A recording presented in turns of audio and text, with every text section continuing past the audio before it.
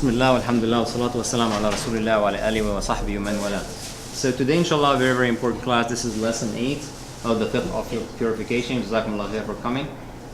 So we're going to start by jumping a little bit. We are going to go to Hadith 25. And Hadith 25 in Bulugh al-Maram has 3 versions. So I call it 25A, B, C. So 25A, Aisha radiallahu anha, she said, Prophet Muhammad sallallahu alaihi wasallam, today, the first part of the class, we're going to talk about the discharges from the men and the women and how to purify those. Very important subject. So Prophet Muhammad sallallahu alaihi wasallam used to wash the semen and then go out for prayer in that garment. And I could still see the trace of the washing on it. All this are Sahih Hadith, agreed upon. The second Hadith, Aisha radiallahu anha said, I used to scrape it, meaning the semen, off the garment of Allah's Messenger, and then he offered prayer in it. Scrape it like this, right? That's scrape it. Meaning what? Meaning it became dry, right? You cannot scrape something that's wet, right? And number 3, I used to scrape it off his garment with my fingernail while it was dry. This is third hadith. So all 3 hadith are related. Now, let's talk about the discharges of a male. The man discharges are, number 1 is the urine. Alright? The urine. And the urine is impure. The urine is impure. The urine is impure, like we studied before. To purify the urine, you need to wash the private part as well as wash the clothes or the garment with water. So if the urine comes on the clothes, you need to wash it with water. That's urine. Number 2, from the men discharge is what's called madh. And the madh is a pre-seminal fluid. So when a man and woman, going through their intimacy relationship, the wife and husband, before the semen, there's something called madh, which is fluid just before the semen. That one, to purify it, you wash the private part, and if that madh came on your clothes, you only sprinkle water on it. You don't wash it, you just sprinkle water on it, right? These are all from the adillah. And then the last one is the wadi. The wadi is a white post-urine fluid. Sometimes after urine, there's a white fluid, not always, and that's also impure. And in order for you to wash that, again, you wash the private part and then you wash the garment with water. So all 3 are impure, right? And today I'm gonna go in a faster pace, so forgive me, because we want to cover a lot of things today. And then there is the mani. It's called al-mani, right? Are you Arabic? Yes, okay, so you know what I mean. Al-mani, which is the semen itself. Believe it or not, the mani or the semen of the man is pure. It's pure, right? It's pure. Now, when the man comes and there's a semen, he become impure, meaning he must do ghusl, right? But the material itself that comes out of it, it's pure. Why? Because if you look at the hadith, wait, we're talking about men, right? And women too, so you know. Women too is the same treatment. If you look at the hadith, Aisha said, I used to scrape it while it's dry. If it was impure, Prophet Muhammad ﷺ would not have let her wait until it's dry on his clothes to scrape it. That means it came on the clothes, she waited, it became dry, and then she scraped it, right? Also, it had to be pure because the semen is part of the origin of man, right? The babies, the semen from the man and the fluid from the woman. Imagine if we said this is impure, right? Then the Christians will say, see, everybody's born with sin and this is impure and all that stuff. It is actually pure, subhanAllah. And cleaning the semen from the garment can be done can be done with washing or scraping, right? Based on the 2 hadith. And of course, the man has to make ghusl. Now, okay, good so far? Now, hadith number 26 is interesting. It says the urine of a baby girl. The urine of a baby girl, when you have a baby girl, should be washed off meaning washed off with water, and the urine of a baby boy should be sprinkled, just like this, right? So, a couple of things. Number one, what did we say about the urine, pure or impure? Huh? The urine. The urine is impure, right? So the urine of a human, man or woman, is impure, right? What about the urine of an animal? Let's test you a little bit, because we talked about these things before. Well, I know you were not here, so it's unfair, but try. Okay, so the urine of an animal, if the animal is permissible to eat, meaning we can eat, cow, right? Camel, goat, right? They have urine, right? If it's permissible to eat, then their urine is pure. Meaning if it comes on your clothes, you don't have to do special thing with it, right? It's actually pure, right? And this story is in hadith. I believe it's Sahih hadith. There is people who came to Prophet Muhammad ﷺ from a different city, and they came to Al-Madinah. And then they became sick, maybe change in weather or something. They became sick. So Prophet Muhammad ﷺ told them, take the urine of the camel, mix it with milk, and they drank it, and they got cured. It's a Sahih hadith. Wow, right? So this is an area of research for us, because Muslims, we don't know our deen. Right now, to my knowledge, according to my teacher, one scientist, one Muslim scholar, who's actually a sister, but also scientist, is studying if you mix the camel urine with milk on the disease, on the cure of disease. And inshallah, What kind of disease? I have no idea. That's a good question. I do not know. I'm guessing something to do maybe with flu, because it was change in weather. But Allah, don't quote me on that, right? But that's part of the research system, right? That's part of, we need to study that, right? They got sick, right? Back then they were not going to tell you, well, got sick with measles or with, because these things we only know now, right? But they got sick, and then they took the camel urine, they mixed it with milk, and they actually got cured. And if you actually go to the Bedouins in the desert, they still do that. When people get sick, they have upset stomach, they have this, they have that, they actually still do that, right? But I do not know much about it, and this is an area which needs research anyway. Now, the hadith said what? Said the baby girl urine, you wash it. The baby boy urine, what? You sprinkle it.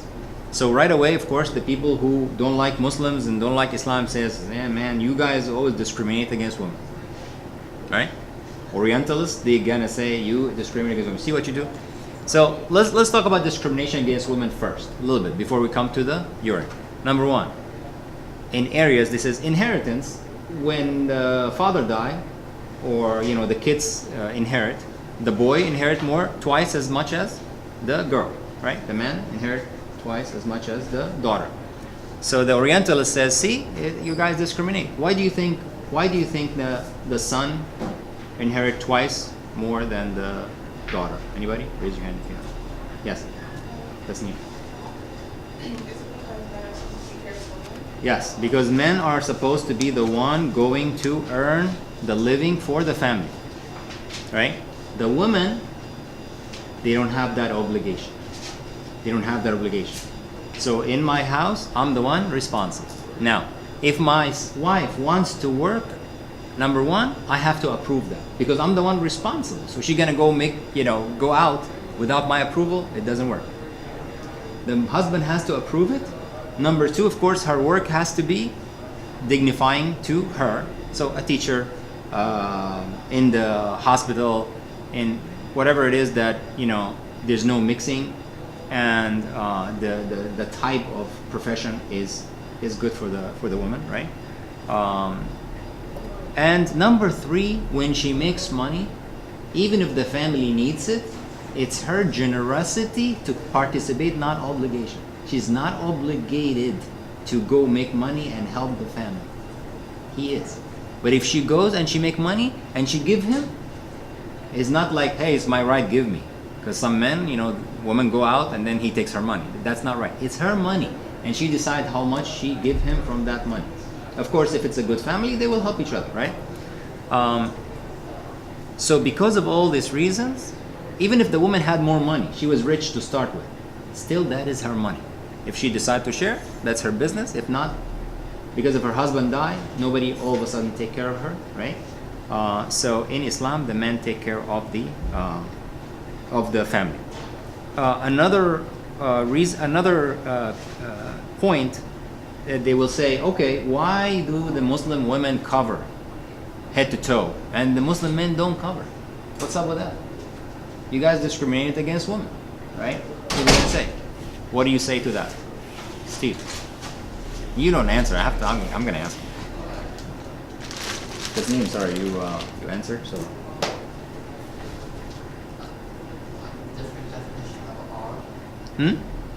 Different definition of awra, right? So the awra of the woman is her all her body except face and hands is debatable. Some people say no, you also have to wear niqab, but that's a matter of debate. And the awra of the man is from belly button to below the knee, right? But that doesn't mean the men walk always with the chest up and stuff like that. Actually, as a man, also we are asked to be modest. It's all about modesty, right? And we both are asked to lower the gaze, right? Steve, you earned it, man. So you get chocolate when you answer, man. Women, in general, modesty is such an important thing. Prophet Muhammad ﷺ said, "Al-imanu 71 shu'bah, wal-haya'u shu'batun min al-iman." At the end of the hadith, wal-haya'u shu'batun min al-iman. Iman is 70 something branch, and the haya, which is shyness or modesty, is one branch of iman. So Fatima radiallahu anha, who's Fatima? Daughter of Muhammad. There you go. Chocolate. There you go. Daughter of Prophet Muhammad ﷺ. She was talking to, I believe, I don't remember exactly, but I think she was talking to one of his wives, and then she was absent-minded. And the wife asked her, what's going on? Why are you absent-minded? She says, I am worried. When I die and they wash me, how are they going to cover my body while they wash me? When she's dead. She's modest even when she's dead. And we have Muslim women these days. I know hijab is right, but I'm not convinced. Right. Modesty is so important to women. Also, the cover for the women is, Allah subhanahu wa ta'ala says what? Cover, this is a protection for the women. It's actually protection for the women. Men, when the woman is uncovered, there's more chance they're going to look. They don't look at a woman who's completely covered. They feel respect, most of the time, unless it's extremely sick, which is weird. The other thing is, when you have witnesses in Islam, you can have 2 men witnesses, or 1 man and 2 women. And then again, the Oriental is going to say, see, you don't take women so seriously. And the reason for that is, anybody knows?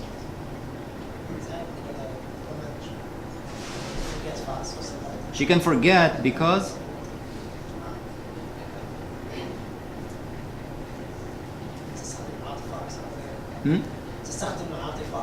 emotional, right? Emotion. So women are more emotional generally, right? When a man is very emotional, it's weird. But there are, right? More emotional, and then sometimes the women have period and they have their, so it's a stressful period for them, right? So Allah subhanahu wa ta'ala says, when you have 2 women for witness, you bring another woman so that she might remind her, right? So it's not degrading the woman, it's the nature of that how Allah subhanahu wa ta'ala created us. Does that mean we need feminist movement?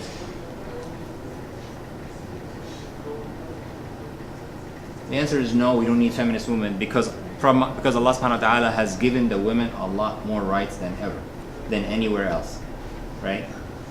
So, but we're not going to get into that. Now, the rulings for the male and female, by the way, before we get to the urine piece, the ruling for male and female are the same in everything except when there is a text that says otherwise.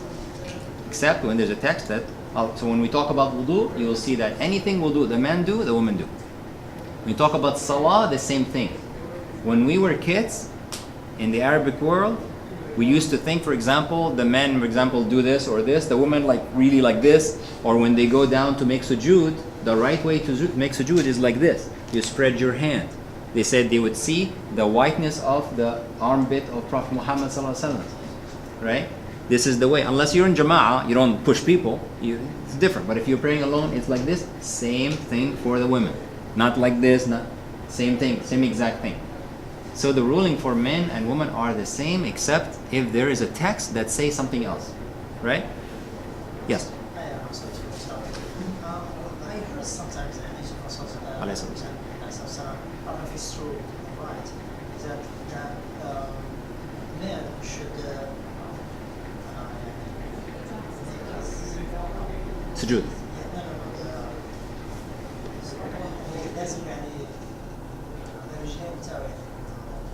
Rijlin. When you stand? Right. I do not know this hadith. I do not know this hadith. It has to be reasonable width when you open your feet, men and women. Now, I do not know that the women are different. The most important is when you pray in jama'ah is that the feet next to feet. So if the feet next to feet applies to men and women, how could their feet be like this? They will never touch. So that tells you right there that there's something. But I do not know that there's a hadith that says women. I've never heard of that. Could be, but I didn't know about it. But let me find out, inshallah. So some example of a difference in what women and men can do in the salah. If the imam make mistake, what do the men do? What do the men do if the imam make mistake? They do that, but before that they should do something else, which is Subhanallah. Who said that? Yeah, I mean, right. Catch. You play baseball here. The right thing is when the imam make a mistake, you say Subhanallah. He keep making the mistake, Subhanallah, and then you correct it. For the women, what do they do? Let's say the men, nobody knows. What do the women do? They clap. They do this. Meaning mistake, right? The imam should hear this and correct himself, right? Okay. So let's go back to that hadith. So the baby girl, urine is to be washed. The baby boy, this is baby boy who does not eat food yet, meaning he's still, milk, and is being nursed. His urine is to be sprinkled on, right? Why the difference? This is an area of research. We do not know why the difference. Not everything in Islam we know why necessarily at this moment, right? But it's an area of research. Some of the scholars say that it's possible because Adam was created from water and soil, while Eve was created from blood and flesh. Allah, we don't know. Some scholars speculate that way. Do we know the answer? We do not know the answer. Do we stop doing it because we don't know the answer? Of course not. We have to do what the Quran and Sunnah tells. Okay, let's move on to hadith number 26, talking about the menstrual blood. The menstrual blood is the period for the sisters, for the women. So the menstrual blood, Prophet Muhammad, Asma said, Prophet Muhammad said regarding the menstrual blood that soils a garment, she should scrape it, rub it with water, meaning like washing, and sprinkle it. All three. Then she may pray in it. Sprinkle, rub it, and sprinkle. This is the most severe type of washing. The most, like all this thing, you wash it and you sprinkle it and you scrape it to make sure that it's absolutely clean. Which one now? Menstrual blood. Oh, okay. Right. Now, does that mean that I cannot use washing machine? No, what? Use or you can? You can. You can use washing machine, right? Who else? Who thinks we cannot use washing machine? Can we use washing machine or not? Yeah. Yes. But washing machine was not known at Prophet Muhammad, so. It's a tricky question. Come on. You're not falling for it. Yes. Right. Exactly. So Tasneem was here earlier in other classes, and also the sister. The goal is to get rid of the impurity. Washing machine does a good job because washing machine it washes, it rubs it, it scrapes it, it's all these together, right? So the goal is to get rid of the impurity. Washing machine does that, then it's fine. You have no washing machine, good luck. Then with your hand and all that stuff, right? Old school. Okay. The menstrual blood is impure. From this hadith, it tells us that it's impure because you have to wash it in so many different ways, right? There's another type of blood. Every time we have this class, the brothers open their mouth because they do not understand these things, right? And I'm one of them, and I was married for 7 years. And when I took the class, I was like, what? It's natural. There's the menstrual blood, which is the period, but then there's something called istihada. Istihada is period outside, it's blood outside of the period. It has nothing to do with period, right? Most likely it happens because of ruptured vein, like a nerve or something, and it get ruptured and it will bleed. The menstrual blood is dark, the istihada blood is light, right? Right. The general ruling is that the blood that comes from the two exits is impure. Whether it comes from any of the two exits is impure. And the way to wash the menstrual blood, like we talked about it, wash, scrape, and sprinkle. But then again, you can use washing machine. What about human blood? You know the answer. You were here early. Can't give you chocolate yet. What about human blood? You're praying, and all of a sudden you hit something, whatever, your teeth start bleeding. Do you break your salah? Did this break your wudu? No. Anybody say yes?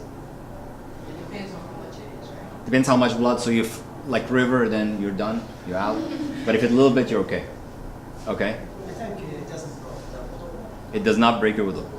Yes. I heard that it does. It does. You heard it does. It does, but if it's like dry. Right. So you heard that from hadith? From like other lessons in Sunday school. From? From like Sunday school. Okay.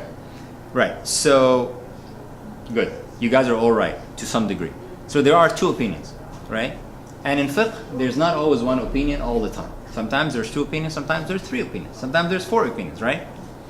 And as Muslims and as inshallah student of knowledge, now you are a student of knowledge, believe it or not. You don't have to go to Saudi Arabia to be a student of knowledge, right? You are beginner student of knowledge, right? As student of knowledge, you will act on evidences. You will act on the dalil, right? On the proofs, right? And you can actually choose the best opinion based on how much knowledge you have. The more knowledge you have, most likely your choice will be better, not emotional. And the less knowledge you have, most likely your choice will be based on, I'm comfortable with this, which is okay. It's okay to be comfortable with an opinion. There's nothing wrong with that. As long as you don't have that comfort before you check for the different opinions. Meaning you want to know the ruling about a certain matter and you already have a preference in your heart already. Now you look at all the different opinions and say, this one matches my heart, I'm going to go with that. That's wrong. You really have to be indifferent. You don't know what to choose. And then you look at the opinions and you say, I'm comfortable. So, when it comes to human blood, there's two opinions. Opinion number one, it is pure. Human blood is pure. Why? Because the scholar says, if you tell us it's impure, you got to give us an evidence. Why do you say it's impure? Based on what, right? That's number one. Number two, Umar radiallahu anh, the second Khalifa, right? Radiallahu anh, when he was stabbed, he was what? Leading the salah. He was leading the salah, and the Majusi, I think, or, right? Majusi? Someone from the Persian, he was waiting for him, pretending to be praying, and then he stabbed him many times. Umar continued to pray until he couldn't from his wounds, and he passed out, and someone else led the salah. So he was bleeding already. If the blood was impure, he would have stopped, say, I'm out, it's bleeding, come here, right? He continued. And what's interesting to think is that he was stabbed and he continued to pray.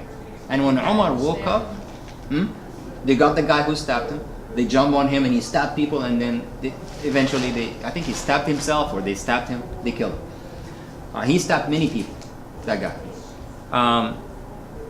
And he had a grudge against Umar because they went to Persia and they took their lands and stuff like that, and so he pretended to be Muslim, all that kind of stuff. SubhanAllah. When Umar woke up after he passed out, when he woke up, the first thing he said was what? Anybody knows?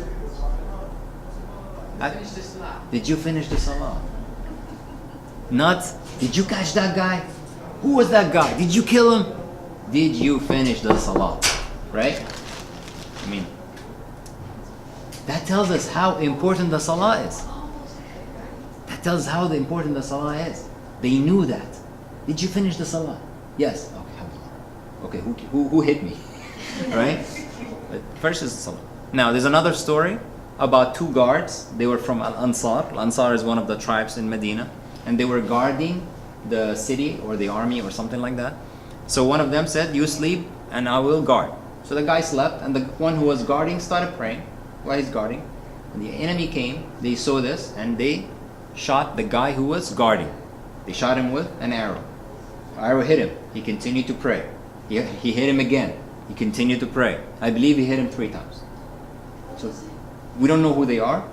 Names are not important, right? But it's mentioned. It's as a hadith. And he was bleeding.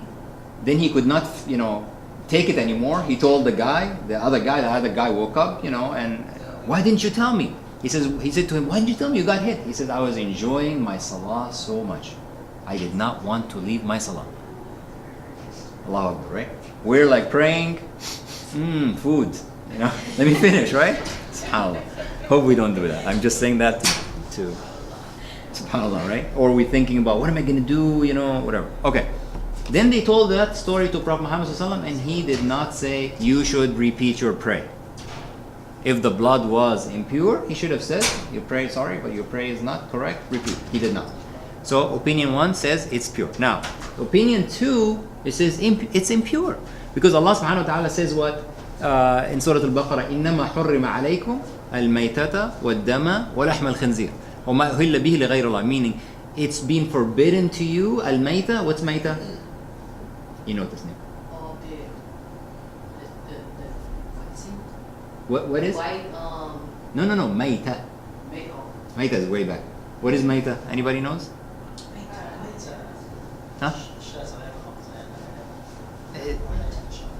Say again? Sahih. This is one reason. So mayta is when the animal is not slaughtered Islamically. That's one. Or, second one? Died on its own. You're walking in the street, you see chicken on the floor, she died by herself, you don't say, lunch. No. As a Muslim, we don't do that. Right? We don't do that. So mayta is die on its own or died non-Islamically, slaughter, right? And then وَلَحْمُ الْخِنْزِيرِ, the pig meat. And then وَمَا أُهِلَّ بِهِ لِغَيْرِ اللَّهِ, meaning whatever is not Allah name is mentioned on it, right? So they use this ayah to say al-dam and the blood, right? And it says forbidden to you al-mayta, right? And wad-dam, the blood. So they say, see, it's blood. But we know from an earlier class that this blood is talking about, you remember? It's talking about when you slaughter the animal, it's the blood that gushes out from the animal. Daman masfuhan is when you slaughter the animal, the blood comes out. It's that blood. You say, wait a second, someone take the blood and drink it? Yes. Some people think it's very healthy, it's great, subhanAllah. And Islam is always go with the fitrah. What disgusts people, Islam says, don't do that. Right? So this type of blood that comes out of the animal is not allowed to us, it's haram. That's why when you slaughter the animal Islamically, inshallah, and the animal doesn't suffer, it dies instant death with the sharp knife, then you let the blood goes out, and then that's it, you clean it and everything. If there is any traces of blood left, that's fine, because the blood left. You cannot be like, looking with microscope, this piece of blood here. No. Okay? So this blood is talking about the gushing blood from the slaughter. Then this opinion is wrong. So based on these two, we say that the human blood is pure. If you're praying, you start bleeding, it doesn't matter if you're bleeding until tomorrow, hopefully not, or if you're bleeding a little bit, you're fine. You do not have to repeat your wudu, and your salah is fine. Right. Now, if someone is praying, we know that if someone is praying and he has, you see impurity on your clothes, urine, right? Some other stuff that is impure, madi or wadi, whatever. What you have to do is you have to clean that place first, right? Or the clothes first. Then you can pray with that clothes, right? Otherwise, you cannot pray your salah is not accepted if you see impurity and you continue with it. Yes. Yeah, what's if you are praying and then you finish Right. praying, So and then you remember find that. out. Yeah. So you're praying. After you finish praying, Assalamu alaikum wa rahmatullah, then whoa, you see something. You see impurity on your clothes. You did not know about it. Your prayer is fine. Now the third scenario is you're praying, and as you're praying, you actually see it. Your salah is not correct. So the second scenario was you prayed the whole thing. You did not notice anything. After you finish, you're taking off your clothes. You say, wait a second, what is this? You do not go to repeat that salah. Your salah is accepted because you did not know. SubhanAllah, Islam is make things yassiru wa la tu'assiru. Make things simpler. Make things easier on you. Okay. So conclusion from this, and we need to move to wudu inshallah, is that there are three levels of cleaning. There is severe, the most, which is scrape, rub with water or wash, and sprinkle. All three, like menstrual blood. There's moderate, just pour water on it, right? Like urine, right? And there's light, like sprinkle, like when you have a baby boy, whatever, you sprinkle water on it, right? In general, impurity needs to be removed, right? In any way, unless there's a specific method of removal, right? Give me an example, anybody? Something we took earlier? Something that is impure, but there's a specific way you have to clean. Dog saliva, excellent, Tasneem. She attended all the classes. Very good, Tasneem. Sister, I was just gonna say that. forgot your name. Amina. I know you're gonna say that. I mean, I felt like she was gonna say the same thing. So the dog saliva. The dog saliva applies to what? To the clothes or to the what? To the vessel. So if you have a vessel, I'm catching you up on previous class. If you have a vessel, dish or something, or a bowl, there's liquid in it, water, honey, milk, whatever. The dog comes and lick from that. Number one, you have to throw away this liquid, right? And science has proven that the dog germs on the saliva is very dangerous. And people who always kiss dogs, they catch diseases, right? Islam tells us that 1400 plus years ago, Allahu Akbar, right? And then you have to wash this vessel or this dish 7 times. The first time with soil, with sand, right? And why? Science has just proven only in the past 30 years that sand kills the germs in the saliva's dog. Only sand. Now, if the dog licks your clothes, do you take your clothes in the sand one time and then sit 6 times? No. When we grew up in the Arab world, we used to think like this, right? Yeah. I had so many clothes thrown away from my mom. What is wrong with you? Why are you throwing? What's all this mud on your clothes? No, when the dog licks your clothes, you just wash it. One time, end the story. Okay. So we're done here. I have to move to the wudu, inshallah. Any questions so far? Sorry. Okay, so we're gonna jump to hadith number 46. Sa'id ibn Zayd, narrated from Prophet Muhammad sallallahu alaihi wasallam, he says, "La wudu'a liman lam yuzkar ismullahi alayh." There is no wudu except there's no wudu for one who does not mention Allah's name on it, right? There's no wudu to someone who does not mention Allah's name on it. Mention Allah's name meaning what? Bismillah, right? Say Bismillah. Okay. So, how do we understand this hadith? If I don't say Bismillah, I don't have wudu? Or what is the deal? So, before we get to that, let's talk about conditions. In fiqh, you can have a condition for validity. Shartu sihha. Shartu sihha, meaning, if that condition does not exist, the action is not valid. If the condition does not exist, the action is not valid. Example, if you don't make wudu, your salah is not accepted. So the condition for the salah is wudu, right? Simple. That's called shartu sihha, condition for validity. The second one is condition for obligation, meaning if that condition exists, then at that time certain actions become an obligation. Certain actions become an obligation. An example, when are you obliged or obliged? Is it obliged or obliged? G? Everyone, okay. In Egypt we don't know how to say G. And everything we say get or whatever. Weird. When are you obliged to go to Hajj? Beside that, you're able and you have money. When? Age-wise. Puberty. When you hit puberty.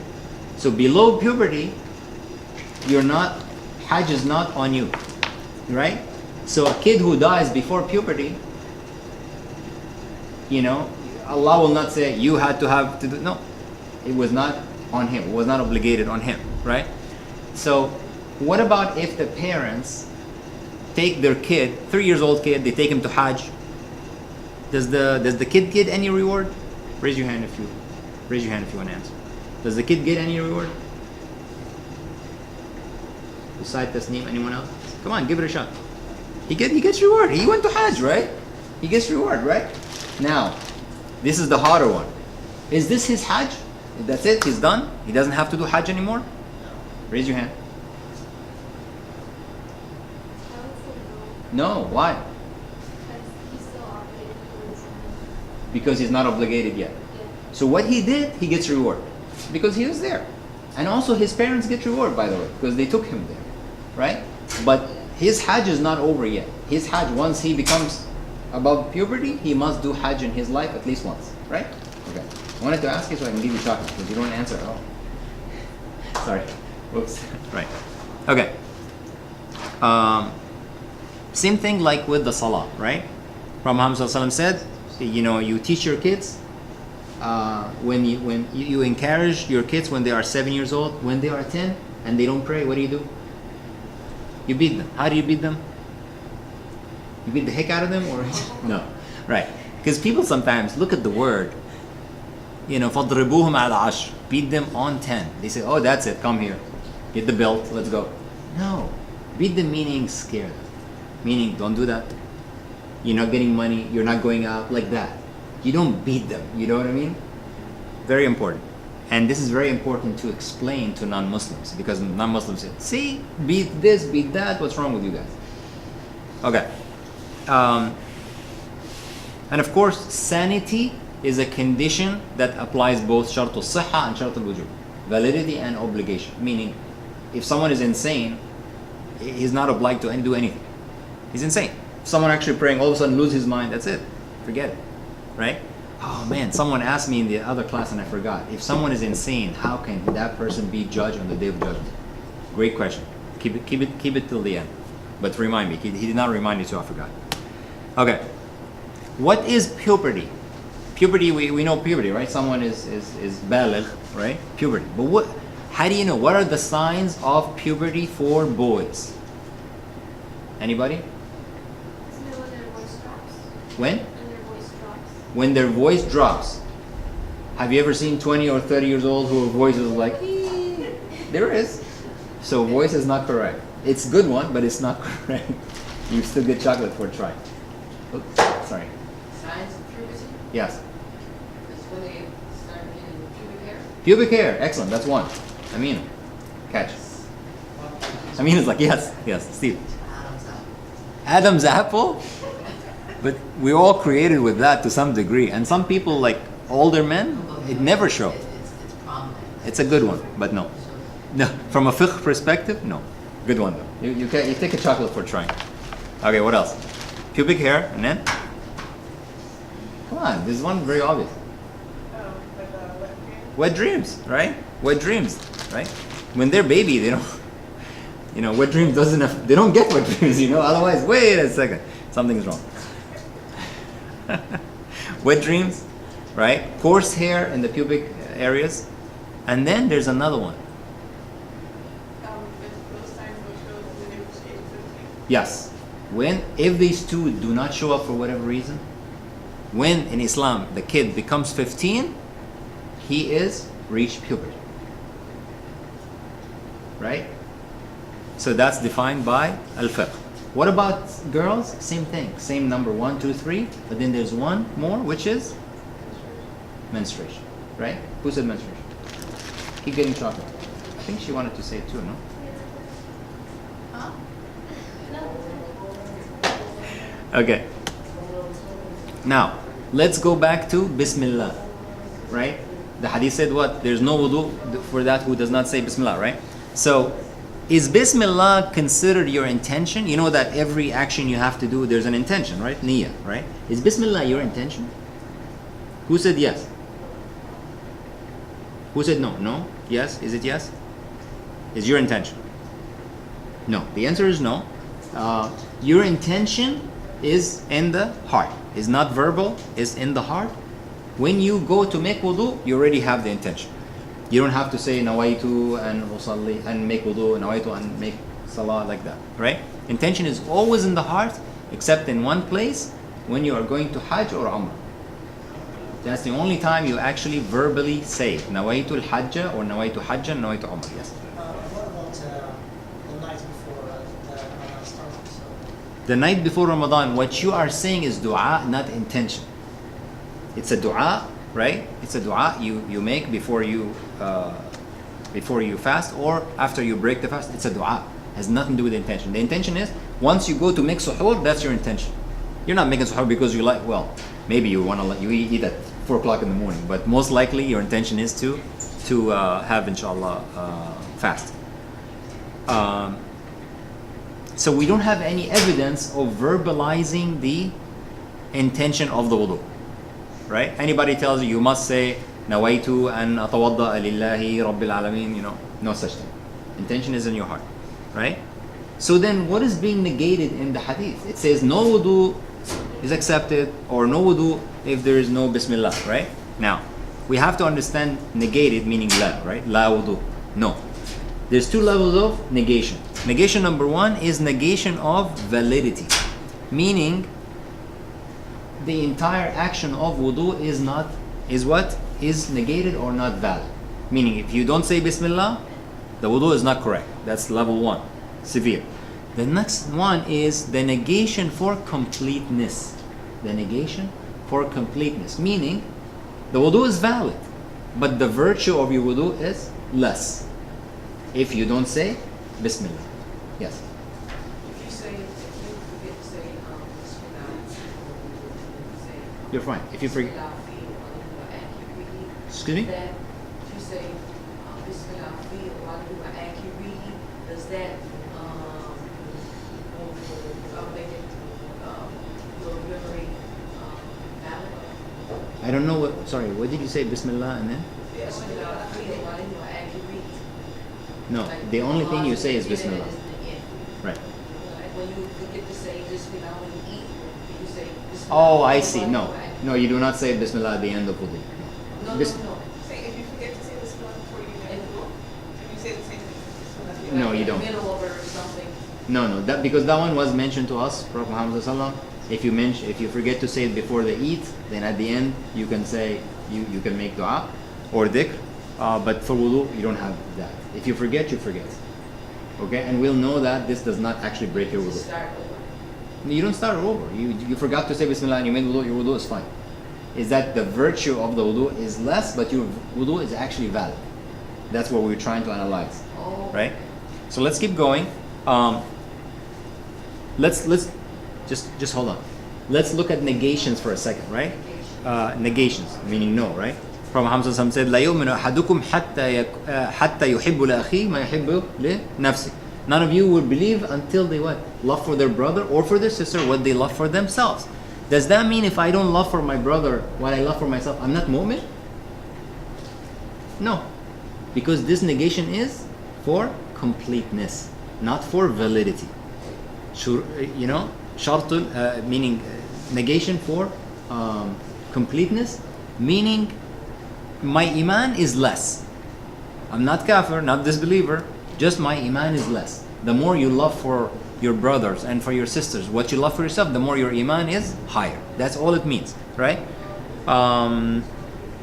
Same thing about Prophet Muhammad said, none of you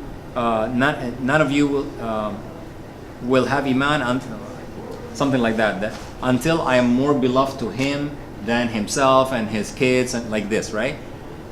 Yes, we need to love Prophet Muhammad more than we love ourselves, but sometimes we don't, right? Does that mean we're not believers? No, we are believers, but the iman is less, right? And believing and loving Prophet Muhammad is not just a word we say. Some people says, I love Prophet Muhammad, but they don't look like him, they don't act like him, they don't pray like him, they don't treat their parents like him, they don't treat their kids like him. Loving Prophet Muhammad sallallahu alaihi wasallam, meaning you follow everything in the deen, not just the word. People who go protest when Prophet Muhammad sallallahu alaihi wasallam, there was a cartoon in Denmark and they got mad, what did they do? They broke things, they broke cars, they broke businesses, and people die. They throw rocks on people. That's Prophet Muhammad sallallahu alaihi wasallam would never done that, right? When Prophet Muhammad sallallahu alaihi wasallam went to Al-Ta'if, the Qarya or the tribe of Al-Ta'if, and they did not believe and they chased him and they sent their kids after him, throw stones on him, and he go into a garden of a relative or a friend or something like that to protect him. The angels came to him. I think it was Jibreel. Says, Allah asked you if you want, we're gonna destroy them now. And he says, he asked Allah for them to be believers. He says, I was not sent to the meaning like I was not sent. What's the word? Like with evilness. Like anyway, he made dua for them instead of curse them or ask the angels to destroy them, right? So that's what we really should learn from Prophet Muhammad. So let's go back to the Bismillah. Opinion 1, it says that this is a validity for obligation, meaning saying Bismillah is fard, is obligation. Opinion 2 says no, it's a validity of completeness, right? The completeness of the action, meaning saying Bismillah is mustahab. Opinion 2, based on all we read, is stronger, meaning saying Bismillah to start the wudu is mustahab, which means, what is mustahab? If you do it, you get reward. If you don't do it, you get a sin? No, it's mustahab. Mustahab is good to do. If you don't do it, you don't get a sin. If you do it, you get reward. So, Sister Amina, if you forgot to say it, it's fine. Your wudu is fine. Because opinion 2 is stronger, but it's a good thing to always remember to do, right? And inshallah it becomes a habit. Now, some people say, wait a second, I'm going to say Bismillah, it's in a bathroom, there's a toilet. Back in the time, Prophet Muhammad sallallahu alaihi wasallam, the bathroom or the toilet was separate than the wudu area. So, what's the deal? So, the scholar says, if the toilet is clean, area is flushed, and you have wudu next to it, that's fine. Say Bismillah. If you're nervous about it, then either say it outside the door before you even go to the bathroom, or just in your heart. Just imagine Bismillah. Both are fine, right? And why do you say it on your heart? Because Prophet Muhammad ﷺ tells us in this hadith, "Man ra'a munkaran falyughayyirhu biyadihi." Whoever see evil, let him change it with his hand if he can't, with his tongue if he can't, with his heart. So the tongue and the heart are consequent to each other. So if you cannot do something with the tongue, your heart can take over, and so the scholar says you can say it in your heart, right? Someone asks, if you are in the bathroom and making wudu, and someone comes and says, "Assalamu alaikum," do you say "Wa alaikum assalam"? Do you just say, do this? Stronger opinion is yes, you can say "Wa alaikum assalam." You don't have to say "Wa alaikum assalam wa rahmatullahi wa barakatuh." You can say "Wa alaikum assalam" because replying to the salam is a wajib on us. It's a wajib. Prophet Muhammad ﷺ said, your brother has 6 rights on you. One of them is when you say salam, you must say salam, and we don't. Right? It's a good thing to do. It's actually a wajib on us. Okay, I'm gonna keep going. Did you have a question? Yeah, just I think you don't have to talk in the toilet, right? So if somebody says salam, so you don't have to talk in the toilet. Well, right, but you're making wudu. I'm saying you're making wudu, it just happened to be in the bathroom. Or there's a toilet next to it. Many times we don't have the toilet and the bathroom separate. So if someone says salam, that's fine. Some people say just wave hand. So different opinions. The next one is hadith number 29. It's about the miswak or the siwak. You know the siwak is the thing they sell here, right? It's this. And the science only recently proven that the material that the siwak is made of, those trees are stronger than the toothpaste that we use today. As a matter of fact, some people said they took that. Whatever. I don't know. Now, Prophet Muhammad ﷺ said, if it were not that I would burden my ummah, I would have commanded them to use the siwak along with every wudu. Every time you make wudu, you make siwak, meaning you clean your teeth. But he said what? If it was that I do not burden it, which means what? It's not obligation, right? Meaning it's good to do, but if you don't do it, you're fine, right? So siwak, meaning from this hadith, is a mustahab, is a good, and this, by the way, for women and men, not just men. I know sometimes men with the siwak, but the women like, ew. No, it's not ew. It's actually sunnah, and we should love the sunnah of Prophet Muhammad sallallahu alaihi wasallam. And you just have to understand. Now, can we replace the siwak with toothpaste and toothbrush? Yes. Yes, we can. Right? It's best if you can use the siwak. If they have no access to siwak, whatever the reason is, it's better that you wash your teeth, before the wudu. And there's another hadith before every salah, right? Then you don't at all, right? So using toothpaste and toothbrush is absolutely okay as well. Okay? Islam is not difficult.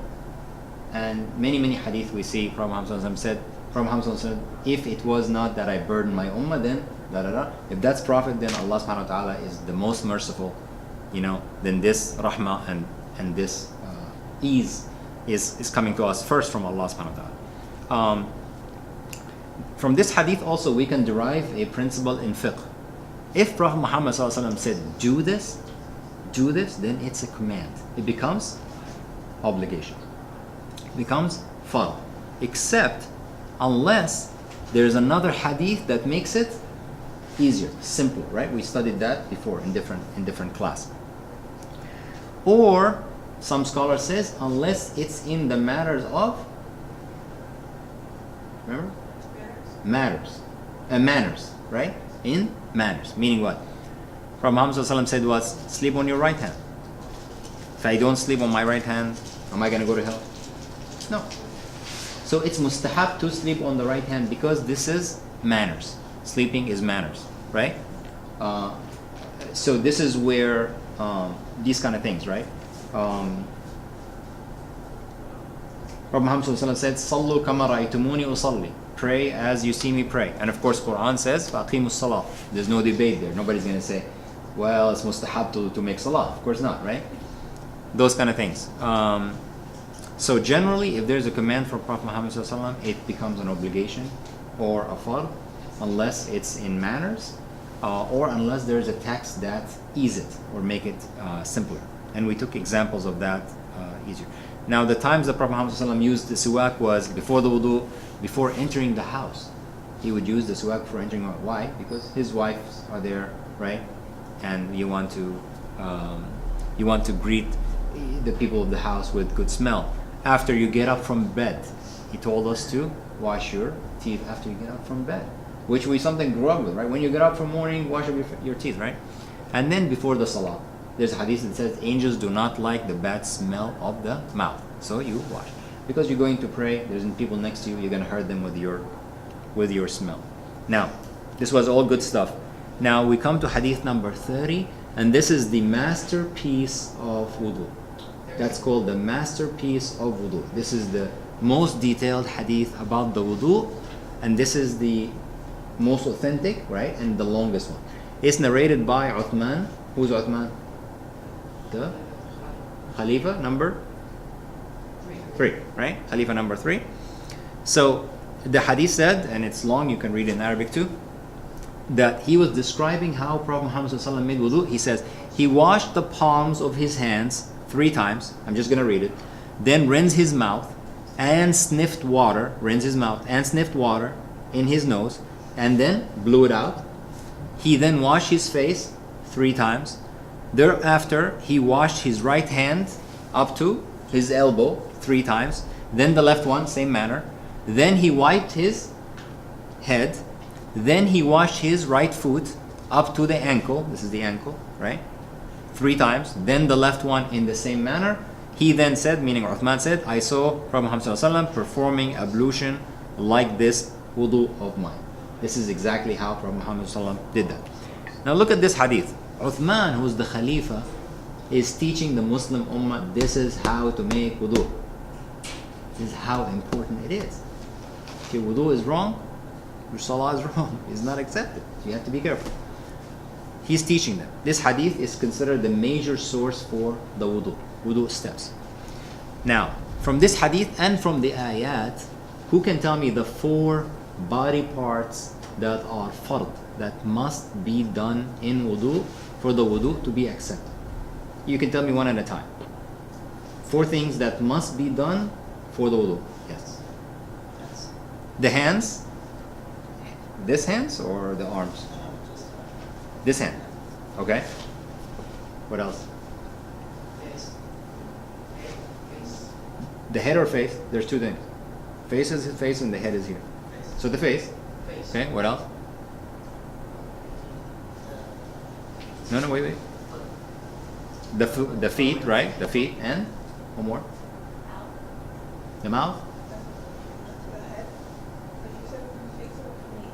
We said the face. Well, she said both. So the head, right? The head. Right. So the face, the head, the arms, not the hand, the arms, and the feet. Okay? These are? Arms and feet. Right.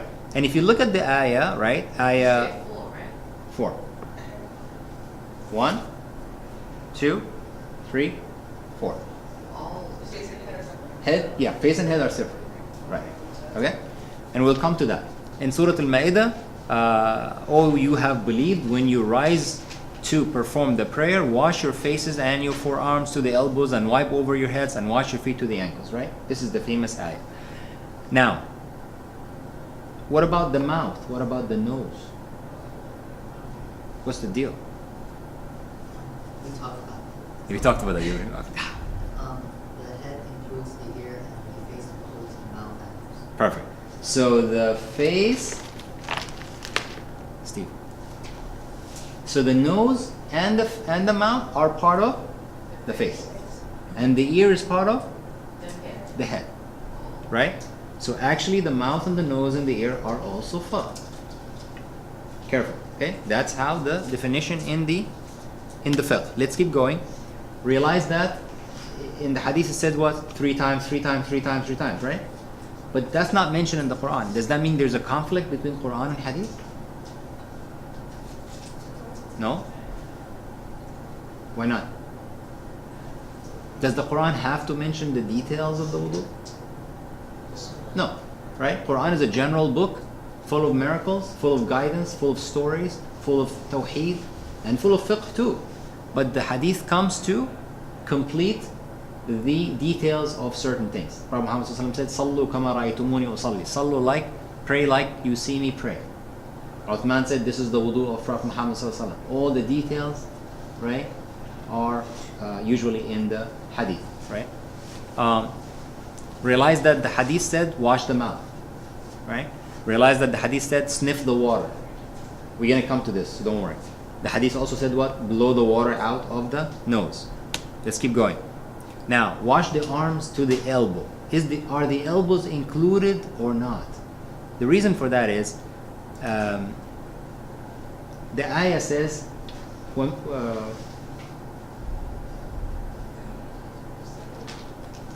بأيديكم إلى المرافق. Right?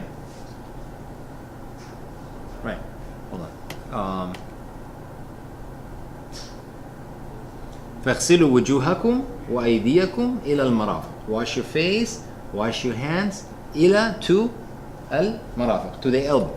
So in Arabic, if you say to the elbow, it could mean just before the elbow, or it could mean include the elbow, right? Al-marfuq, right? To or include or not include, right? Because I'm going to school, or this line extends to school, you might say, well, it's just before the school, it might behind the school, right? Something like that, right? So which one is it? The principle in fiqh, it says, if the end point is of the same nature of what's mentioned before it, this is the word ila, you look at before and after. The after is called the end point, and before is the before. If this end point is the same nature as the before, then it's included. If it's a different nature, then it's excluded. Let's have an example. So, when it says, وَاغْسِلُوا وُجُوهَكُمْ وَأَيْدِيَكُمْ إِلَى الْمَرَافِقِ, and wash your hands to the elbows. أَيْدِيَكُمْ is arms. إِلَى, this is the word that we want to understand. Al-marafiq. So the arms and the elbows, are they of the same nature? Yes, they are. This is the arm. This is your arm, right? This is all your arm, actually. So this is part of your arm. So the ID, the arm and the elbow are part of. That means it's included because they are of the same nature. So ila here meaning include the marafiq. Same thing is وامسحوا وأرجلكم إلى الكعبين, and wash or wipe your feet to the ankles. إلى الكعبين. أرجلكم, feet, إلى الكعبين, the ankles. Are the ka'bayn or ankles part of the feet? Now Amina is scared. Yes, they are. Yes, they are part of the feet. So that means included. So when you wash your feet, you also include the ankle. When you wash your arm, you also include the elbow. So let's have an example of when it's not included. The hadith said what? وَأَتِمُّ الصِّيَامَ إِلَى اللَّيْلِ. Complete your fast to the night. Siyam ila al-layl. Siyam is fasting. Layl is night. Is the siyam and night same thing? Same nature? No. This is fasting, this is night. That means the siyam, meaning siyam will be done only until the beginning of the night. Does not include the night. That means the sun set. See the subtle thing? Right. So, just wanted you to see this. So basically that means when you do the arm, you include the ankle, you include the elbow behind, and same thing when you do the feet, you include the ankle, right? Now, he wiped his head in the hadith, right? He washed his feet, including the ankles, we talked about it. And then at the end, he said, the end of this hadith says, whoever makes a similar wudu like this, then prays 2 rak'ah after that, just nafl, right? And it's not distracted in the salah, his past sins will be forgiven. Now, these past sins are the minor sins, not the major sins, right? Now, this hadith is very general, right? So many things. And then later, he's going to talk about how do you wipe the head? How do you do the feet? Why did he start with this and then go to the details? Because Ibn Hijr was the one writing the book, right? You want to teach us. You start with the bigger picture, then you go to all the details. SubhanAllah, right? And this is scientific method that we talk about these days. You start with the bigger picture, understand the bigger picture, and then go to the details. Okay. So hadith number 31 and 32, Ali radiallahu anh says, the Prophet Muhammad sallallahu alaihi wasallam wiped his head one time. One time. And this is in Al-Tirmidhi, Sahih hadith in Al-Tirmidhi, right? That means when you wipe your head, it's only one time.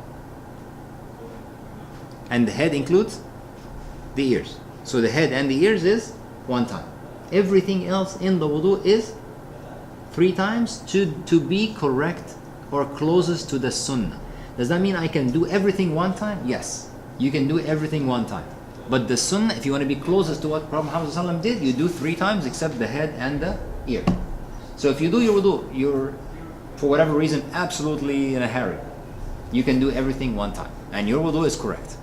But the reward is less because if you spend more time to do 3 times, it will be closer to the sunnah, right?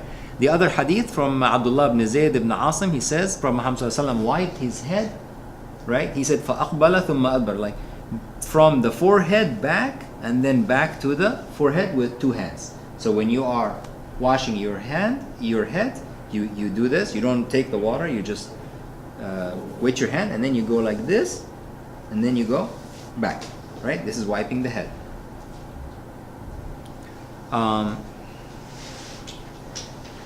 Right. And then there's a hadith in Muslim. I'm not quoting every single piece of the hadith, but the part of the hadith in Muslim, it says new water for the head. What does that mean? What come before the head? What was the last thing you did? The arms, right? So you did your arms, right? And then you do new water for the head, and then you what is this word? Take up the excess, and then you wipe your head, and then you wipe your ear with 1 time. And we're gonna come to this. This is the hadith. Right? So you don't do the head and then you take new water for the ear. No, you do the head and immediately you go to the ear with the same water. Okay? So basically, conclusions from the hadith. Wiping the head is done once. You begin from the forehead, you go to the back, and then you go back, right? There's another hadith that says you wipe the head 3 times, but that's a weak hadith. That's da'if, hadith da'if. So we don't use it. So it's not 3 times, it's only 1 time. What about women? Do they wipe their head the same way as men? Yes? Yes? Yes? Oh man, a lot of chocolate. Yes. I'll give you 4 and you can just give it to the sister. Okay. Women wipe their head the same thing when they're home. You know, when we were younger, I don't know, I forgot your name. Rashid. When we were younger in Egypt, we were told the women, all you have to do is this. Right? Did you ever hear that? For the women, just like this. Yeah, something like that. But it's the same thing. For women, you do this and you go this. Remember what we said before? Each one get 1 chocolate. Okay? You cannot keep more than 1. No, I'm switching. Oh, do you like this one more? Okay. Remember what we said is the ruling for women is the same thing as men unless there is a text that says something else, right? Right, so we talked about that. And then the hadith number 33, Abdullah ibn Amr said, when Prophet Muhammad ﷺ wiped his head, he inserted his index finger. Which is the index finger? Which finger is that? This, right? Index finger. He inserted his index fingers in his ears and wiped the exterior of his ears with his thumb. So the correct way to do this, first you do this, right? You go like this. And then you, with the same water, you don't get new water, you start here, and the scholar says you follow the lines here like this, and then you go like this, and you go like this. So you do this, and then you go like this, same time. You don't do this one first and then this one. Okay? That's the correct way. Now, if you take water and you do this, whatever, you're fine. If you clean your ear, that's fine. But you're gonna do it sunnah way, that's the sunnah way. You follow with your index finger, and then you, with your thumb, you go like this, right? And subhanAllah, the wudu in general is what? Is that cleaning physical impurity or spiritual impurity? Spiritual impurity, right? Which one is cleaning physical impurity, such as? Give me an example of cleaning physical impurity. Huh? Wait, 4 people are talking. What? Ghusl, right? Ghusl, right? You have a relationship with your wife, that's physical impurity, or bathroom, right? Okay. So the scholar says that when you wipe your ear, you are cleaning your ear from your audible sins. Why? Because we sit with people and they talk bad about people and we're listening, or we talk back too. We are listening to sins. That's why when you're sitting with someone and they're making ghaiba, they're talking bad about somebody. They're talking bad about somebody, even if that person has that bad quality. It's still considered ghaiba. You are talking bad, because if he was with you, he's not going to like it, right? There are exceptions. And this applies to Muslims, by the way, believe it or not. That doesn't mean go bad and bash everyone else, but then you are actually part of that ghiba. You are part of that ghiba, right? This doesn't apply if it's like police report, you have to say something, you have to, or you're going to do business with someone and you want to know, is this person honest or not? It's not you're talking about him. You want to know this business this person you're going to be partner with. So that's a different story. Okay, let's keep going. Now let's go here.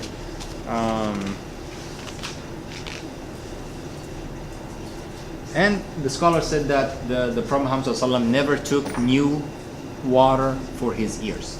So whenever you do the head, you continue to the ears. There's no 2 separate waters, right? Hadith number 34 is Prophet Muhammad ﷺ said, when one of you wakes up from his sleep, you wake up from your sleep, he must clean his nose, sniff water, then blowing out 3 times. For Satan spends the night inside one's nostrils. Right? So this is mustahab to do. It's not you must do that, right? When you wake up, and then there's another hadith says that when you wake up from sleep, the person must not put his hand in a utensil until he has washed it 3 times, right? For he does not know where his hand spent it. And they said that there was a guy who's non-Muslim and he made fun of this hadith. He says, what does that mean? And that guy slept, and in the morning his hand has dirt. And it's actually a real story. And he was like shocked. He didn't know where that came from. Maybe he walked when he sleep. I have no idea what he did. Right? So Prophet Muhammad said, when you wake up from your sleep, you wash your hand 3 times and you take water and sniff water and blow your nose 3 times. I personally find it very refreshing in the morning when you do that, you just wake up. When you do this sniffing thing, subhanAllah, you just wake up. Allah. Maybe I love the sunnah so much, or maybe that's one of the things of the hadith. So this is hadith 34 and 35. Does that apply to long sleep only? No, it applies to any sleep. You take a nap, you do the same thing. Half an hour or 10 hours, you do the same thing. Right. I'm trying to skip a few things so we can get to Alaykum salam. Shukran Rashid. Alaykum salam. Okay.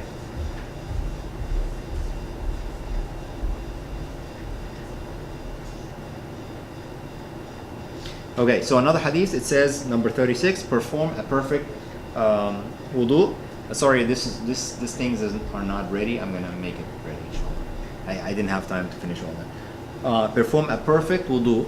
Run your fingers through the fingers, meaning when you wash your hands, you don't just do this, you actually do this, like this. This is washing your palm, right? Okay. And that means also when you wash your arm, you remember your arm? Your arm starts where? Starts here. All the way to behind the elbow. Starts here. So when you're doing your arm, you're washing your arm, you're doing this and then like this. And then you go here first. This is part of it. And then like this. Because Prophet Muhammad ﷺ said he used to run fingers through the fingers, right? As well as between the toes, meaning you run your finger between your toes. And there's another hadith that says specifically the pink toe. Left pink toe, yes. Not many people know that, but if you end up just washing between your toes with any way, that's fine. But if you want to be doing the sunnah, you use your left toe and you go like this between your toes and you go, to the left feet. Huh? Somebody told me it didn't matter. Your toe didn't matter? No, it didn't matter if you use your left cheek, so I used to do it. And then somebody said, oh, that doesn't matter. You don't need to do it like that. You use any finger. Who said that? I forget. It's a long time ago. No. Well, okay. Like I said, if you wash your toes in any way, including between the fingers, you're fine. You're done. But if you want to be closer to the sunnah, then you do what Prophet Muhammad ﷺ did. That increases your reward. Remember, Prophet Muhammad ﷺ said, I will see the believers on the day of judgment with light from their forehead and from their limbs. Amazing. Imagine billions and billions and billions of people on the day of judgment. And Prophet Muhammad ﷺ, he's a believer, he's a mu'min, he's from the light. SubhanAllah. And he also tells us that always in his hadith, he always tells us to do thoroughness of the wudu. إسباغ الوضوء شطر من الإيمان. The thoroughness of the wudu, isbagh meaning fullness of the wudu. Thoroughness of the wudu is part of the belief. And some people say shatr is half. Debatable. Some scholars say that. Which means when you make wudu, don't just go so fast. Take your time and do it correctly. Right? For that, inshallah, give you that light on the day of judgment. Right. When you sniff water in your nose, it's mustahab if you put fair amount of water, but don't kill yourself, don't drown or something, right? So it's mustahab, but if you take a little bit, that's fine, okay? Without getting into too much detail, because I'm trying to get to be done with the wudu, inshallah. Right. Now, this is very important. This hadith is number 47. Talha ibn Musarrif, he said, رأيت رسول الله صلى الله عليه وسلم يفصل بين المضمضة والاستنشاق. Right?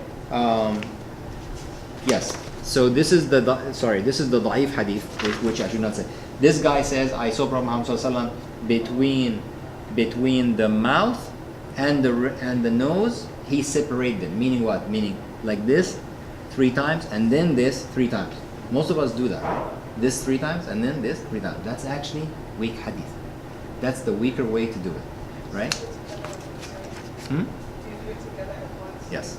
So hadith number 48, right? Ali radiallahu anh says, he rinsed his mouth and cleaned his nose, sniffing up the water and then blowing it out 3 times. He sniffed up and blew his nose with the same hand from which he took the water. Which meaning 1 scoop, you do this, you go to the mouth, you grab some water in your mouth, and then you go to the nose. 1 scoop. Now, it's going to be difficult. The first few times you do it, it's very difficult, but you get used to it. Right? You do like this, and you go here. You grab water here, and then you sniff the water, you blow the water from your nose, and then you gargle and spit the water out. Why do you spit the water out second to the nose? Because if you gargle first, the water here is already dripping. So you go like this, and then you blow your nose, and then you spit. And then you spit. So you go like this, and then you blow your nose, and then you gargle and spit, and you do this 3 times. So it's 1 scoop, not separate scoops, right? Right. And there's Hadith 49, same thing, confirmation, and they both are in Bukhari and Muslim. So this is the most authentic way: 1 scoop for the mouth and the nose, and you repeat that 3 times, right?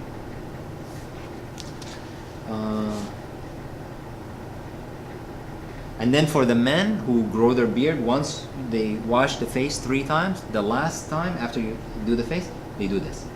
You run the fingers through the beard. Okay? So this is for the men.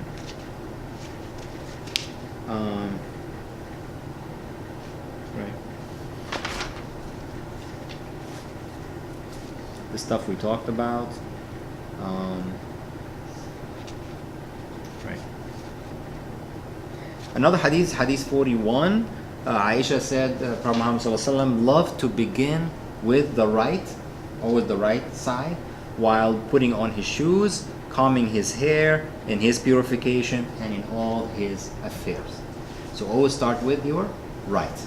You're wearing your shoes, you start with the right shoes. You want to catch something, you catch it with your right hand. You want to eat, definitely with your right hand. You want to do the wudu, always start with the right, go to the left. However, there are matters that we use the left. So the scholar says, in the matters that are of good and honor or honorable, you use the right hand. In the matters that are not or opposite, you use the left hand, such as in the bathroom, right? To clean oneself, you use the left hand, right? Because this is the opposite of good and honorable. So eating, writing, wearing clothes, wudu, you always start with the right, right? There's another hadith, it says when you perform ablution or wudu, begin with your right limbs, okay? Another confirmation to right. Hadith number 50, the Prophet ﷺ saw a man on whose foot appeared a portion like the size of a fingernail. How big is that? Like this, right? Fingernail. Size of a fingernail which was not touched by water. He told him, go back and perform your wudu properly. He didn't say go back and do your feet. He says the whole wudu, repeat. So remember when we make wudu to make the correct and take our time, inshallah. Okay. So it's obligatory to cover all the parts of the washing. Now, what about continuity? Right? If you look at this hadith, Prophet Muhammad ﷺ did not say, okay, go back and just fix the feet, wash it properly. He said, do the whole thing. From that hadith, we conclude that continuity of the wudu is an obligation. So when you start the wudu, you cannot stop in the middle, go watch TV, eat something, come back and, to finish it. Right? But I'm making wudu, right? And my wife come and say and ask me something. Can I answer her while I'm making wudu? It's either yes or no. So take a chance. You can answer. You can answer, okay? Can I answer her for 5-10 minutes? Some discussion. Buy a fridge or not? My wife is gonna kill me because she's asking me to buy a fridge actually. In Indonesia where we're going, inshallah. Yes, you can answer as long as you can actually stop the wudu momentarily, as long as when you continue, the previous part that you were doing did not get dry. But that's only for necessity, right? You don't make it a habit. You're making in the middle of wudu. Wait, let me go check on the stove or something, or let me check, check with the cats, play with the cats, like my case, that kind of stuff. So as long as the previous limb did not get dry, right, you can make that very, very temporarily interruption if there's a need. Remember that. And when you have a ring or you have a watch, you should move it or take it out to make the wudu. Because if you have the ring or the watch and you're making the wudu, this area might not be covered. So you must take it out, right? And by the way, finger, what do you call that? Polish, you cannot have wudu with finger polish. Because your nails, just like, oh man, I always do. Because think about it, right?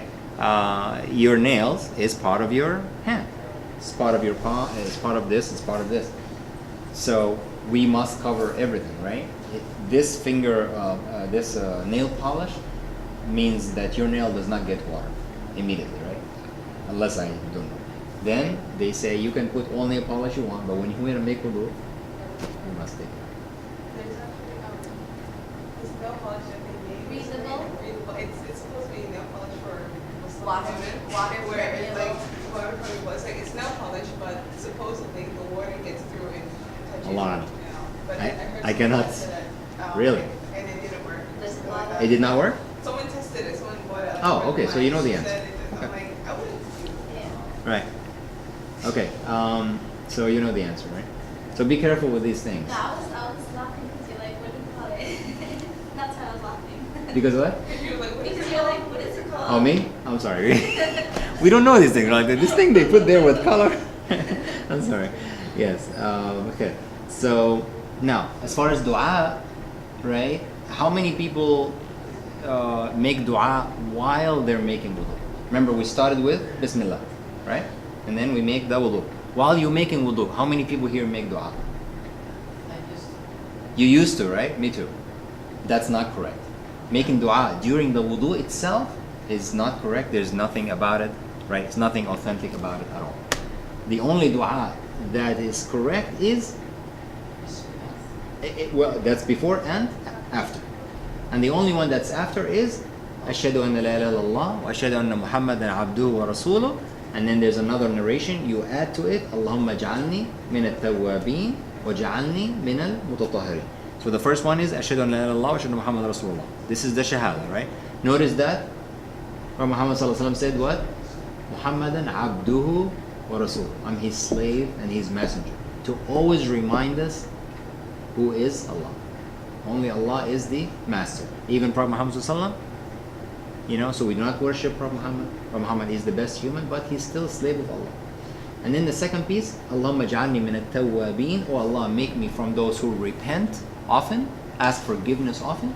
Wal mutatahhirin, mutatahhirin are those who are always purify themselves. So if you think about it, the purification is physical, and at-tawwabin or tawbah is spiritual, right? You're asking Allah forgiveness from sins as well. And the hadith said, whoever say that, the hadith said, مَا مِنْكُم مِّنْ أَحَدٍ يَتَوَضَّأْ فَيُسْبِغْ وَضُوء. None of you would, or any of you who would make wudu, and make yusbigh wudu, meaning make it thoroughly. So many hadith always says you make your wudu thoroughly, right? Don't rush, don't skip. فيسبغ wudu, and then he says, أشهد أن لا إله إلا الله وحده لا شريك له وأشهد أن محمدا عبده ورسوله, and then it adds to it, اللهم اجعلني من التوابين واجعلني من المطهرين إلا فتحت له أبواب الجنة الثمانية يدخل من أيهم. except that the 8 doors of Jannah will be open for him. He can enter from any door he wants. Does that mean I make wudu and I say this dua once, that's it, I'm going to Jannah? No. It means, does that mean that I don't fast Ramadan, but I always pray and I make this dua, I go to Jannah? Allah. But the fast is something that's obligatory on the Muslims. So don't take these things as, if I only do this, then I'm going. It's like someone said, if you read Qul Wallahu Ahad, you read 1/3 of the Quran. I read it 3 times, I read the Quran. That's it, I don't want to read Quran. No, the meaning of this, huh? I never thought of it that way. Right. So reading Qul Wallahu Ahad from Muhammad Sallallahu Alaihi Wasallam tell us, if you read it 3 times, is as if you read the Quran in the reward, not in the action. So as if you got the reward of reading the Quran. Does that mean you actually read the Quran? No. When we die and we go in the grave, the Quran is one of the things that will be there for us if you read the Quran. In the day of judgment, the Quran will be the one of the things, one of your actions that will make shafa'ah for you, will ask for Allah for shafa'ah. He read me. He worked with me, right? So reading the Quran is still your obligation, right? It's like this hadith from Muhammad Sallallahu Alaihi Wasallam said, whoever pray Fajr in Jama'ah, this is for men, but it will also apply to women in a minute. Whoever pray Fajr in Jama'ah, and then he sits, after the Jama'ah he sits, and he mentioned Allah, dhikr, dua, Quran, whatever, until the sunrise, and then shuruq, and then he prays, understood that you don't pray exactly at sunrise, like 15 minutes, 20 minutes after sunrise. It's as if he has done Hajj and Umrah together. And he says, Tamma, tamma, tamma, meaning complete. He repeated it 3 times. So if you pray Fajr in Jama'ah in a masjid, and you sit there, not hanging out and talking to people, because I see people, but they're hanging out talking about stuff. That's not the right thing. You make dhikr, you make dua, you read Quran until shuruq. 15 minutes after you pray 2 rak'ah, which is mostly duha. It's as if that person had done Hajj and Umrah in the reward. That doesn't mean he does not have to do it. What about women? It's not fair. Okay, same thing with women. But you don't go to masjid if you don't want to. And if you have a husband and you let him go, your reward is even higher. Because you let him go. SubhanAllah, you know? Women got it easy, man. They stay home and they get the same thing. We have to go to masjid. Right. Okay, so we're almost done. Right. The doors of paradise are open. It's basically linking your actions in this world with the akhirah, which is always a very good thing to do, because it puts your heart at ease that all your actions are doing related to the al-akhirah, right? Right. When you go to bathroom and you come out of the bathroom, do you know the dua? When you go to bathroom, what do you say?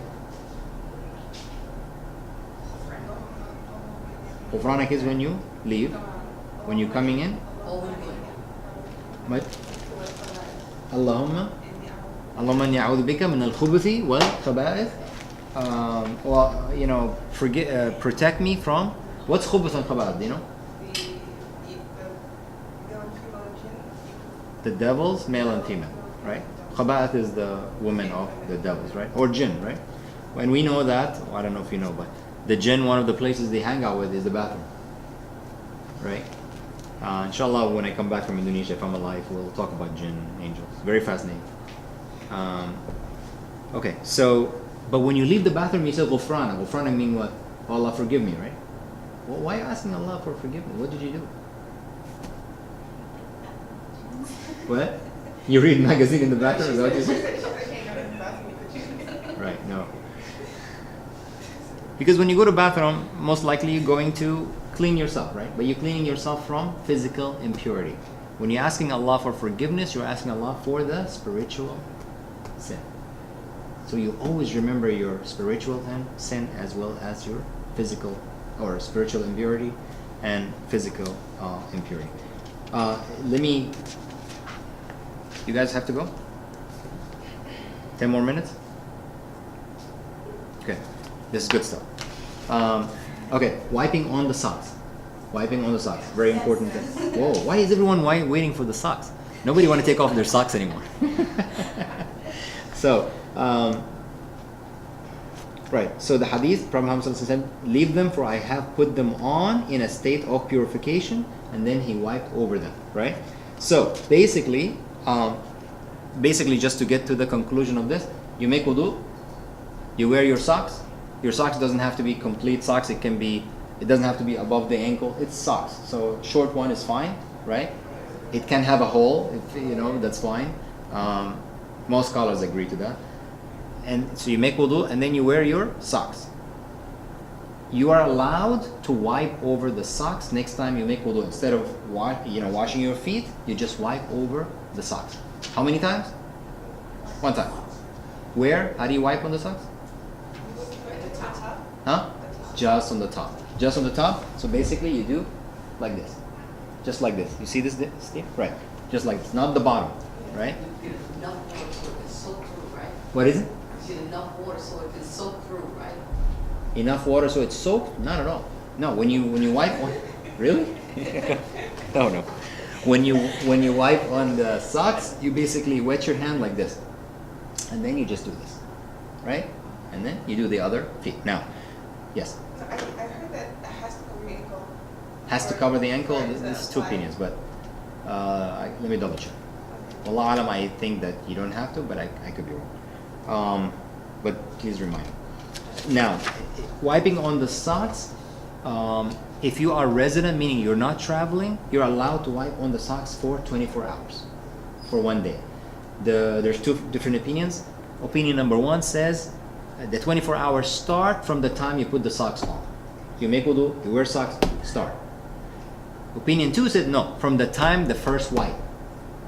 So you make wudu, you put your socks, you break your wudu, and then now you're gonna pray dhuhr. Now you make wudu and you wipe, then the dhuhr becomes the timing, the beginning. The first time was, let's say you made wudu for fajr and you prayed, right? But the first time you wiped was dhuhr, then that becomes your beginning of 24 hours, right? If you're traveling, it's 72 hours, 3 days. That's for ease for the person who is traveling, right? Now someone says, wait a second, I'm home.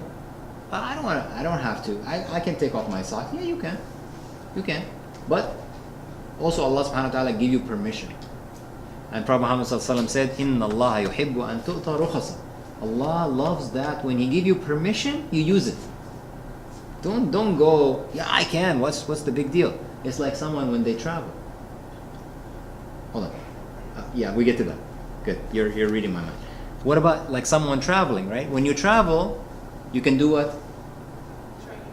You can combine the salah. And you can do what as well? Shorten the salah, right? You can combine dhuhr and asr. Combine meaning you pray them next to each other, but you have to make the taslim after 2 rak'ah, right? That's dhuhr, and then asr. You start and you finish. But you combine them meaning in the same time. And you can pray them either at dhuhr time or asr time. And same thing with maghrib and isha. But maghrib you do not shorten it. Maghrib is 3, isha is 2, right? But someone says, yeah, but I'm fine. I'm traveling in a very nice jet and very nice plane. I'm gonna pray complete dhuhr and complete asr. You can. Again, you can. But you wanna actually follow the sunnah, you shorten it and you combine. As a matter of fact, this is when you travel, this is an extra information, this is for men. When you travel, you're actually traveling, you don't have to pray Jummah. SubhanAllah. You can, but you don't have to. This is like, Now, what is travel, by the way?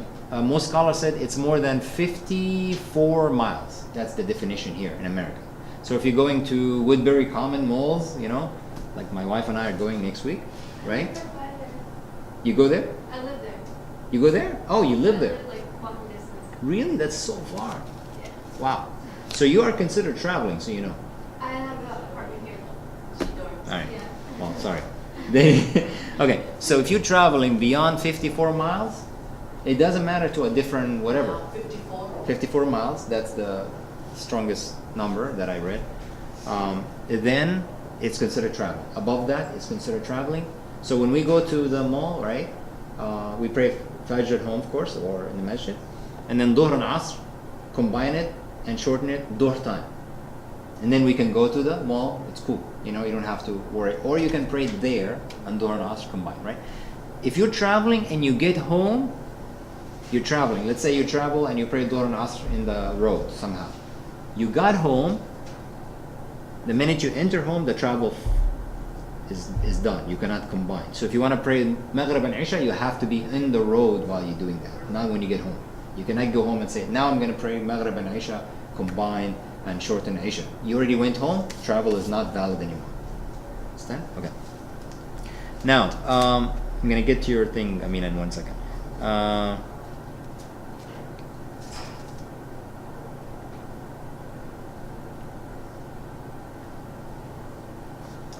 Right. When you wipe, of course, you start with the right foot and then you go to the... and wiping is only for wudu. It's not for ghusl. You cannot do ghusl with wiping, right? It's only wudu, right? Right. And the wiping is not restricted to leather socks. Some people argue that it only has to be leather socks. It's not. And we can get into why, but it's a long discussion. Now, this Prophet Muhammad ﷺ sent a Sariya. Sariya is like an army or small mission. He sent them and he ordered them that they wipe over al-asa'ib, which is basically, let me tell you in English. He ordered them to wipe over their turbans and their khumur. What is turban? Right, you know Shakil, brother Shakil? He wore turban, right? That's cool. That's turban, right? Like this. Could take different shapes, like this. That's also turban, right? And what's khumur? Right, hijab. It's basically another word for hijab, which means if you're not even traveling, if you actually need to, let's say you're at work, you made wudu at home, you made wudu, you wear a hijab, right? Or if you wear turban, you wear turban. You go to work, you go work with turban. I don't know. Or maybe you go work with a lot of. Yeah, you go and go work with turban. If you work in a masjid, right? Then when you make wudu, you can actually wipe over your hijab. You don't have to take off your hijab. You can just wipe over your hijab. Same thing. You don't have to do the whole thing. Just a little bit. That's wiping over your hijab. So it's perfect if you are on the road, right? And you know you're going to go to public bathroom or something to make wudu. Imagine you have to take off your hijab and people will see it, right? Okay. And you have to know, I don't know if you know that, but there are two opinions about women wearing hijab in front of non-Muslim women. Some scholar says non-Muslim women, you treat them like men. You have to wear complete hijab. Some scholar says no, you are less. You can show your hair, you can show your feet. So different opinions. I go with the stronger one. My wife does not like this, but I go with the stronger one. And I convince her, so. And by the way, wiping over the socks also applies to wiping over the shoes. Over the shoes, right? Prophet Muhammad ﷺ has wiped over the shoes. Now, when do you wipe over the shoes? Why do you need to wipe over the shoes? Give me an example. Raise your hand. Yes. In a war, you're wearing shoes. You're not going to take off. Well, hold on, guys. Stop the battle on me, right? Even, I mean, there's a salah for the war called Salatul Khawf, right? Or Salatul Harb. Half people pray and the other half watch and so forth. Imagine they take off their shoes and the enemy attack. Hold on, let's wear our shoes. So you can make wudu actually on that, right? You can make wudu over your shoes, meaning wipe, and pray with the shoes. If you wipe over your shoes, you pray with the shoes. If you wipe over the socks, you pray with the socks. What's another example? I go to work, right? I worked, right? It's a non-Muslim company. I go to the bathroom. I can take off my shoes and wipe over the socks, but I decided to wipe over the shoes. And then when I go to a meeting room, close the door to pray, I pray with the shoes. Prophet Muhammad ﷺ told us you can do that. You can actually do that. It's Islam is your life. You know, you cannot say ease your life, I'm not going to pray. No, but there are certain obligations, but alhamdulillah, it gave us so many different ease. Let's look at the time. It's my wife. I'm gonna we just tell her I'm in a class. Hey, I'm in a class. Cool. So right.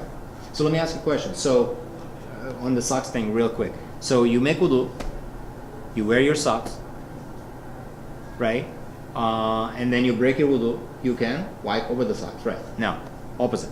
You make wudu, you wear your socks. You did not break your wudu yet, but then you take off your socks. Do you still have wudu? Yes or no? Raise your hand.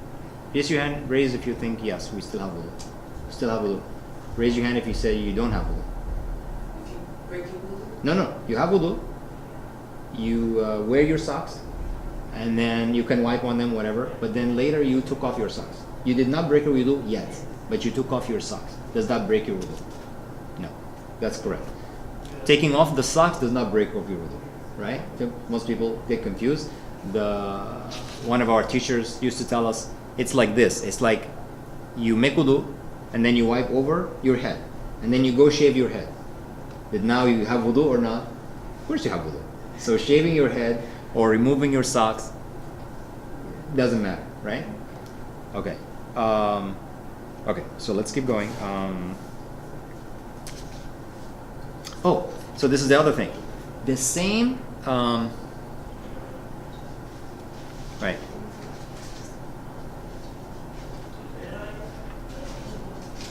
What about bandage? What about bandage? You make wudu, right? And then you cut yourself by mistake, by accident.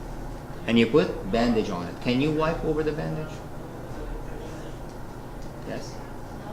No? Not sure? Yes? No? It's either yes or no, so choose. Okay, so yes you can. Yes you can, because you treat it same thing as socks, right? But you have to have a reason. It's not like you're just putting bandage because it's cool, you know, with the Mickey Mouse on it or whatever. No, that kind of stuff, right? You're like, what kind of bandage they have at home, right? We have all kind of bandages. You have to have a wound, right? And you put the bandage on. You put the bandage when you had wudu. Then when you are making wudu, you can actually wipe on it if you're afraid that the water will hurt you, right? If the bandage is strong and you actually think, you can keep it. So you can either wipe over your bandage or you can make wudu if you think the water is not gonna sneak in. Prophet Muhammad Sallallahu Alaihi Wasallam used to wipe over the bandage. Sometimes you have cast or whatever from an operation. You don't take it every time you're going to make wudu. You can just wipe over the cast, right? SubhanAllah.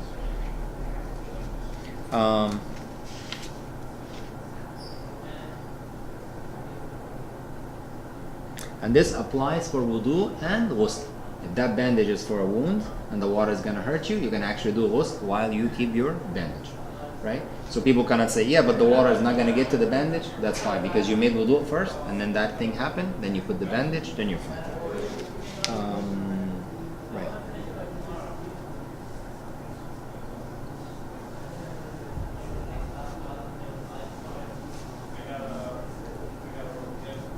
So let me ask you a question. So you make wudu, you wear socks, and this is a true story. And then you go to work, and then you change the socks.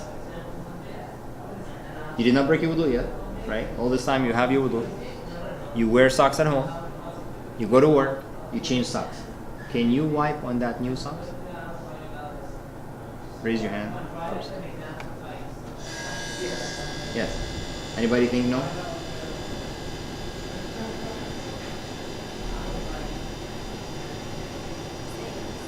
Yeah, absolutely, because you still have wudu.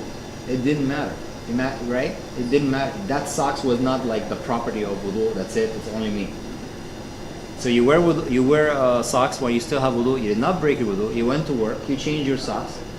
I used to do that because there's like socks for walking and socks for business, right? And my class was laughing. What? You change socks?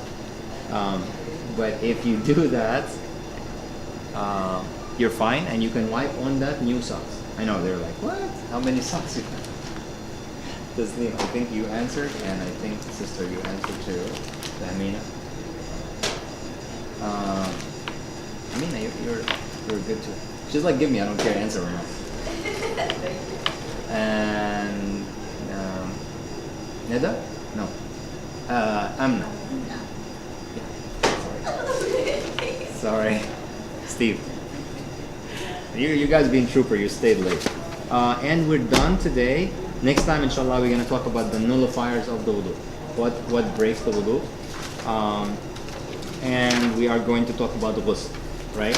So this is going to be challenging. I'm traveling Thursday out of the country, inshallah, for 5 months. So that's why I'm trying to finish this. Traveling Thursday, 8 a.m., which means we have to be in the airport 5 a.m. So I don't know how late can I stay next Wednesday. So if you guys can come up with a date from here until Tuesday that you can make it, it'll be better for me. What about Mondays again? Monday again, right? Yeah. Monday, 6 o'clock. Let's go. It's a good idea. Great idea. So we'll do Monday. Okay, let me check my schedule. I think we're fine. We'll do Monday at 12, inshallah, and then Monday at 6. Sorry for the confusion, but so that everybody can benefit, inshallah. So, alhamdulillah. Any questions? جزاكم الله خير for staying. سبحانك اللهم وبحمدك نستغفرك ونتوب إليك. العصر إن الإنسان لفي خسر إلا الذين آمنوا وعملوا الصالحات وتواصوا بالحق وتواصوا بالصبر.